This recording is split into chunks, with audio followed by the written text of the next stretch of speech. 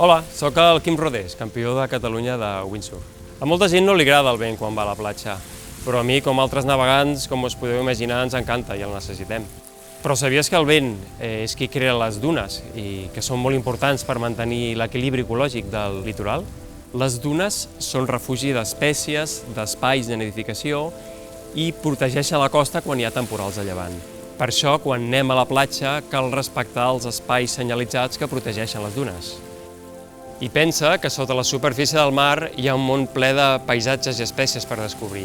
Llença-t'hi amb unes ulleres i gaudeix del fons del mar. I si surts a navegar, vigila on tires l'àncora. Fes-ho sempre sobre bancs de sorra. Així evitaràs destruir hàbitats com els prats de Posidònia, una planta aquàtica amb un alt valor ecològic.